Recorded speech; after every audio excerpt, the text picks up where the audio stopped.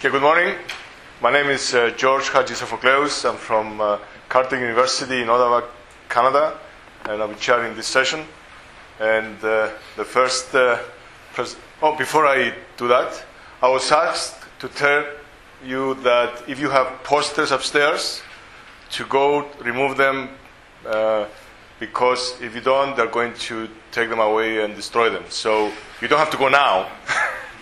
But at lunchtime, if you have posters, please go and remove them, otherwise they may destroy them. Okay, so then the next presenter does the neat introduction is Ricky Carvel. He was actually introduced himself this morning. He's from the University of Edinburgh, and so the floor is yours. Okay, thank you. So I'd like to talk briefly this morning about a project that we had two master's students working on last year. Evie and Solomon were the master's students on the International Masters course, and their project was largely exploring the area of fires and wind turbines, and the question that they really were looking at is there actually a problem? You hear stories in the news every now and again, you see a burning turbine, something like that. You see these on the news, and clearly it was a problem for that turbine, but on a global scale, is it a problem? And I kind of feel, when I was looking, as I say, the projects were largely literature surveys, and they can sometimes make for very dry presentations, and I thought, what is the point I'm trying to make this morning? What's the message to leave you, the audience, with?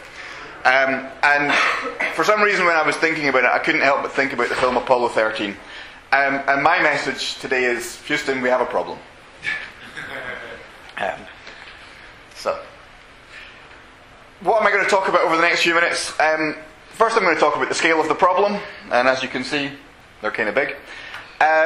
I'll talk about 4 case studies, 4 incidents that are very different from each other, just to show the sort of range of possibilities that we have to deal with. Then I'll talk about the nature of the problem, what's on fire, why does it burn.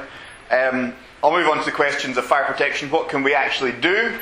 Can we use active protection? Can we use passive protection? And then at the end, you'll see where I get to in the end. Where do we go from there? So the scale of the problem, one way of looking at the scale is that wind turbines are getting ever increasingly bigger. In 1980, the tallest wind turbine in the world was 15 metres. By the end of this decade, they're going to be 1/4 of a kilometre high, which is kind of big. That will be generating 20 megawatts of energy. I mean, we talk about megawatts here in terms of fires. That's going the other way. That's creating the energy rather than releasing it, or converting it at least. So these things are getting ever increasingly bigger, and of course, as they get bigger, does that mean the potential for fire is bigger? Does that mean the problem is bigger? Well, another way to look at it is, this is not a number of wind turbines, but this is the total global capacity of energy production. So we're up to 300,000 megawatts in 2012, so we're way past that now. But you can see, year on year, there's an increasing rate of production, of construction of these things, and that's showing no signs of stopping. So it's not just increasing linearly, it's going up.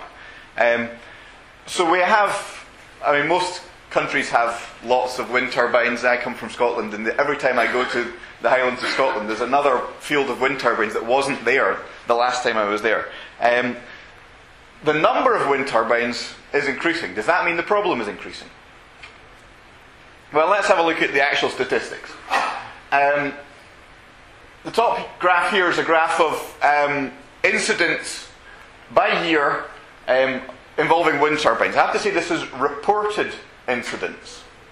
Anecdotally, we heard that there's probably a lot more incidents that go unreported than the ones that are reported. These are the ones that make the news. All the statistics we have come from lobby groups who are against wind turbines. The people that build the wind turbines don't issue statistics. The people that operate the wind turbines don't issue statistics. And so, if there are problems with wind turbines, the people that know about the problems are the last people that actually want to publicise them. And that was the first wall we hit in the project, was a wall of silence from the industry. The industry does not want to acknowledge there is a problem. And even when they acknowledge there's a problem, kind of vaguely, they don't want to acknowledge the scale of the problem. So from the data we found, each column's total number of incidents. The primary incident that's reported in the media certainly is blade failures. Blade failures happen quite a lot. That's the sort of light green colour there. Fire is the next most common incident. So what we're seeing in recent years, we're looking at about 20 fire incidents, 20 reported fire incidents per year. So express that as a percentage, about 13% of incidents-ish per year are fires. Is that a problem? Well, if there's a lot of turbines and the number of turbines is going up, then 13% of a lot ends up being a lot. But remember, statistics can be misleading. Fire may only be the second most frequent incident type, less frequent than blade failures. But when a blade fails, you can replace it. 90% of fires on wind turbines lead to a total loss of the turbine. About €2 million. Gone. And of course, if we're getting to the bigger ones, they'll cost even more.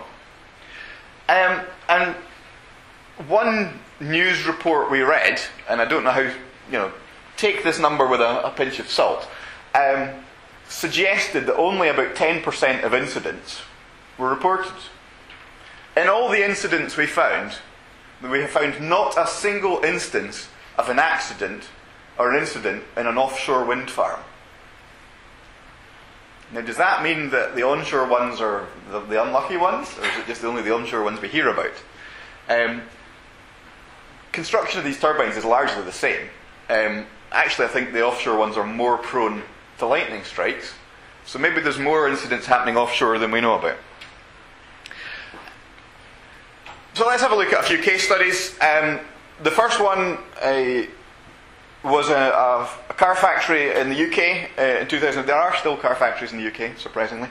In 2005, you can see the site here. Large plant, lots of car parking outside. This is a very busy road in the north of England. We're quite close to some major urban areas here. And on this site, there's 1, 2, 3, 4, 5, 6. So there's 8 there. I think there's actually 9 on site. One of them's not in that photo. One of those wind turbines caught fire.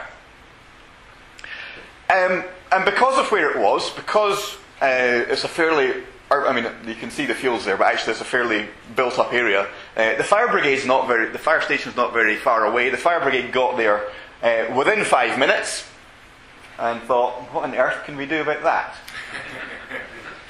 So all the fire brigade could really do was put out the burning debris that fell to ground.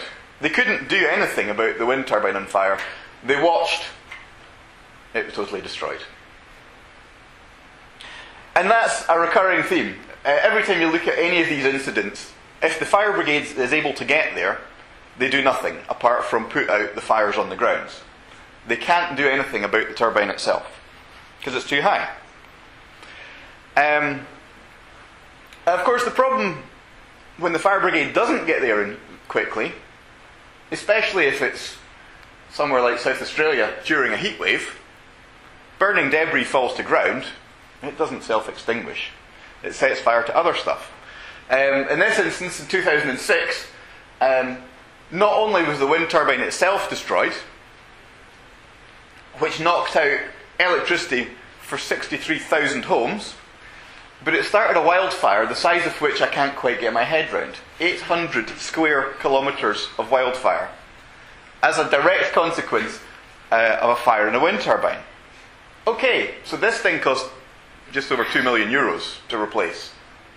But the knock-on effects, the indirect costs, I've no way of quantifying them. So while the turbine itself, it might not be considered a big loss. I think you'll all agree that that amount of devastation is a significant loss. We need to do something. This one's the closest to home for me. This was a few years ago in Ardrossan. It's actually, you can see that wind turbine from the house of my parents-in-law. It was a lightning strike during a storm. The winds were so strong that the turbines had actually all been switched off, which is something that people don't necessarily realise. When it's very strong winds, the wind turbines can't be used because they spin too fast, generate too much heat and cause fires, so they switch them off, and then they get struck by lightning.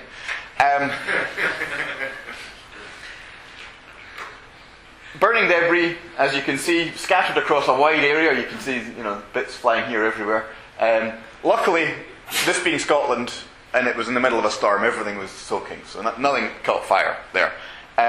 But the UK media had a field day, and it was characterised particularly by this quote from Sir Bernard Ingham, who, talking about wind turbines, said, "They're no good when the wind doesn't blow, they generate no electricity, and they're no good when the wind does blow, because we have to switch them off, and then they get struck by lightning."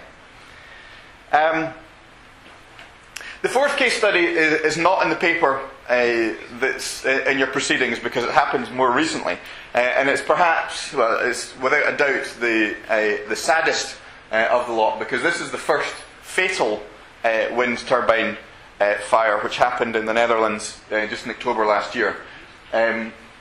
You'll notice two people standing there on a burning wind turbine. There were 4 people working, doing maintenance on the turbine, which was switched off at the time.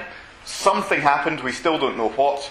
2 people successfully escaped. There's a stair inside the pillar there. Sadly, those 2 people couldn't escape. Completely cut off. Very, very rapidly growing fire. That's about the only thing we know about what happened. The fire brigade got there very rapidly, but it was simply too tall, 65 metres up. There's nothing they could do. And so sadly 2 people lost their lives there. So let's have a look at the nature of the problem. This is basically the inside of a typical turbine nacelle. The casing is generally called a nacelle. So there's a number of variations, but this is the most frequent or the most common one. So you've got some form of gearbox system taking the power from the wind turbines, attached to a generator, generates electricity. This inevitably means there's a relatively large amount of lubricating oil there. Hundreds of litres of lubricating oil stored somewhere there. And this is encased in a fiberglass casing, generally, which is flammable as well. And every time you see footage of one of these things on fire, it's the housing falling apart that's the most impressive part. Now let's think about this as fire safety engineers for a moment. We've got a heat source, fuel, plenty of oxygen, and all this is happening in an enclosure. We should understand this problem.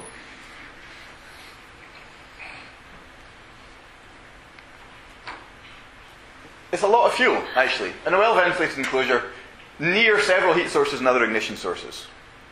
Engineers, what should we do? I have to say that I have to slightly play this down. The most recent generations of the nacelle designs are actually far less ventilated. The wind doesn't get inside them as much.